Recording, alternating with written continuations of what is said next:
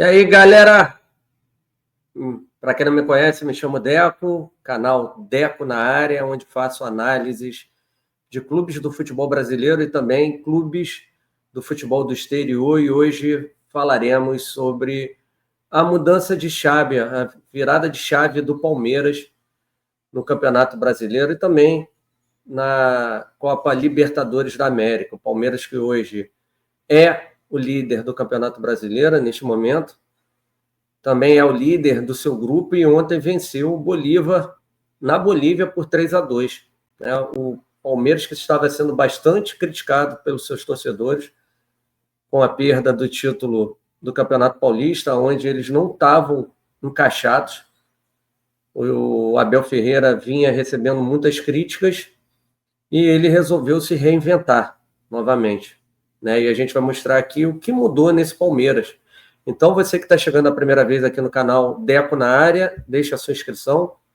O seu like é importante e ative o sininho de notificação, que, além de análises, também trazemos informações de clubes brasileiros e também do exterior.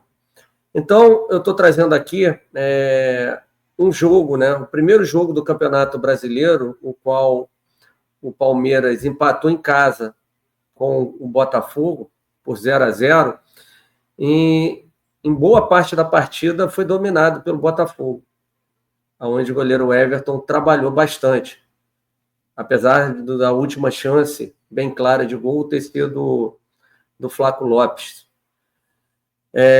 Mas o Palmeiras precisava se reinventar, E o sistema de jogo que o Abel Ferreira estava utilizando era um sistema, uma linha de 4, com 2 homens como volantes mais construtores, No Campeonato Paulista, ele tentou jogar com o Aníbal Moreno e o Martínez, em vez do Richard Rios e o Evangelista. O Evangelista que veio do Bragantino, E foi muito pobre ofensivamente, E tudo era muito em cima do Estevão. O Estevão era a válvula de escape do time do Palmeiras, O Rafael Veiga não está numa boa fase e até está machucado nesse momento.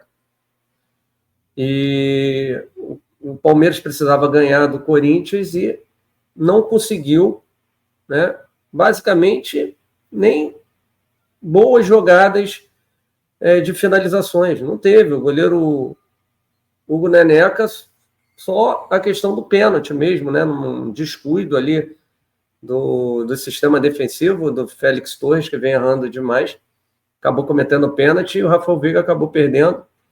Tirando aquele lance do pênalti ali, Palmeiras mais nada criou. E os torcedores do Palmeiras criticando demais a postura do time, Em 2 jogos da final, 1-0 Corinthians, gol do Yuri Alberto, segundo jogo 0-0, No agregado 1-0 Corinthians. Então, produtividade muito baixa. E aí depois veio o Campeonato Brasileiro, ele tentou mudar o Aníbal Moreno, que acabou se machucando, o Martínez também saiu, Ele tentou colocar mais qualidade técnica, com o Evangelista e com o Richard Rios, mas o time ficou. São 2 jogadores que, ao meu ver, não são primeiros volantes. Ele deveria ter colocado um primeiro volante e depois com o segundo volante, Depois, no decorrer da partida, esse jogo contra o Botafogo, o Palmeiras melhora quando ele tira o Richard Rios, traz um primeiro volante, caso é o Martínez, e adianta o Evangelista, o time fica mais equilibrado. E ainda consegue, conforme eu falei, algumas boas oportunidades, dentre elas o do Flaco Lopes, E aí o Abel viu, não, cara, eu preciso fazer alguma coisa, Teve a lesão do Rafael Veiga, eu preciso mudar esse sistema de jogo. E o Abel Ferreira, ele já havia colocado um sistema de 3 zagueiros num passado recente. Isso soou muito bem, Se soou muito bem com 3 zagueiros, E ele resolveu voltar a adotar esse sistema de jogo. Por quê? Além do que eu falei do Estevão, o Piquerez é um jogador que também estava sobressaindo em relação aos seus companheiros de Palmeiras, ofensivamente. Então, o Palmeiras tinha 2 situações. Ou jogava a bola no Estevão, na qualidade técnica dele, ou então eram cruzamentos do Piquerez. O Piquerez buscando. Só que o Piquerez tinha que marcar e tinha que apoiar. Então, o que o Abel resolveu fazer com a perda do Rafael Veiga? Ele simplesmente colocou uma linha de 3, e aí a gente pode colocar uma outra situação aqui, um outro exemplo que nós quisemos, né, colocar a todos vocês, que é aqui, né, a mudança, tá? A mudança do sistema para um sistema de 3 zagueiros, tá? Que a gente vai colocar agora aqui na prancheta para vocês, tá? Uma prancheta tática bem bacana. Como eles jogaram contra o Bolívar, tá? Que foi o último exemplo, né? Nesse caso em si, tá? Só para vocês entenderem, nesse caso em si, o Palmeiras jogou um pouquinho diferente. Por quê? Lá na altitude, ele precisaria, né, de ter um time muito bem compactado e jogar no erro do time boliviano. Então, sem a bola, ele fez o 5-4-1, né? Colocou o Vanderlan, que não estava jogando, né? E o Piquerez como terceiro zagueiro, porque ele não contava com o Mikael. E aí ele tinha o Gustavo Gomes, o Bruno Fux e aqui o Giai, tá? Uma linha mais à frente com na frente o centroavante Flaco Lopes.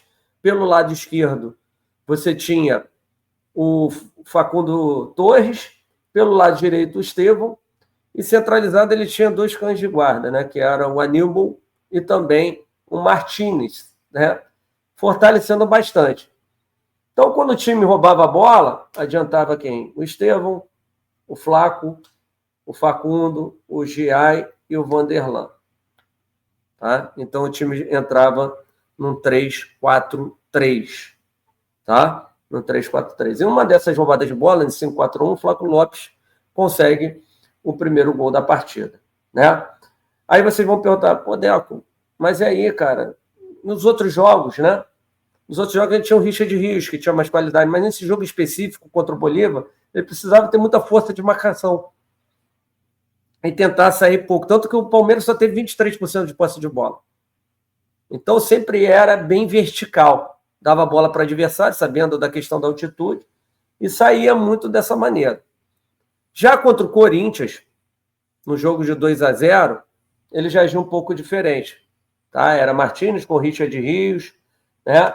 E aí ele tinha no caso, o Vitor Roque estava machucado também, com o Estevão, com também o jogador Facundo Torres. Quem fazia a ala era, né, o Felipe Anderson, tá? Felipe Anderson de um lado, e o Piquerez estava jogando com mais liberdade. Então o time ficou extremamente mais ofensivo, e com isso subia a sua linha de marcação, né? Para conseguir o que eles fizeram nos 15, 20 primeiros minutos iniciais, que foi massacrar o time do Corinthians. A verdade é essa. Né? Foram muito intensos. Não sei se estavam com o Corinthians engasgado pela garganta, né? No caso, mas jogaram nesse 3-4-3 e com isso eles têm o quê? Uma maior, né? Uma maior proteção ao seu sistema defensivo, né? Na hora que há a volta, né? Por exemplo, aqui no caso, você tem o Bruno Fux também, que estava jogando, né? Que poderia fazer o lado direito, né? O Mikael estava jogando com o Gustavo Gomes, às vezes o Murilo, né? Com o Piquerez fazendo a linha de 3, né? O Facundo Torres voltando, e com isso você tinha aqui, né? O Felipe Anderson fechando o lado, o Richard Rios com o Martínez, e no caso aqui, os 2 atacantes, né, o Vitor Roque e também o Estevão, tá? Então eles precisaram se reinventar, ficaram um time mais compactado, né, com essa linha de 3 ali atrás, às vezes alternando o Piquerez, né, jogando como terceiro zagueiro, às vezes o Agustin Giai, né, como aconteceu nesse último jogo, o Vanderlan fechando o corredor do lado, né, mas no outro jogo que estava fechando o corredor do lado era o jogador Facundo Torres, mas nesse caso o Vanderlan poderia também no 4-5-1 e depois recuar e formar uma linha de 5-4-1, como aconteceu, Então, cara, o Palmeiras hoje conseguiu se reinventar através do Abel Ferreira, né? No caso, como a forma eu havia dito para vocês, né? Sem se engessar no sistema de jogo, tá? Então, devido ao entendimento do Abel, junto com o entendimento dos jogadores, deles terem abraçado a ideia, o Palmeiras hoje é um outro clube, por isso, né, está aí, neste momento, na liderança do Campeonato Brasileiro e também do seu grupo da Taça Libertadores, da Copa Libertadores da América. Tá bom, gente? Então é isso aí. Muito obrigado a todos vocês. Se inscrevam aqui no canal Deco na área e a qualquer hora a gente está voltando com mais conteúdo. Beleza, gente? Muito obrigado a todos vocês. Fiquem com Deus. Saudações. Tchau, tchau. Valeu.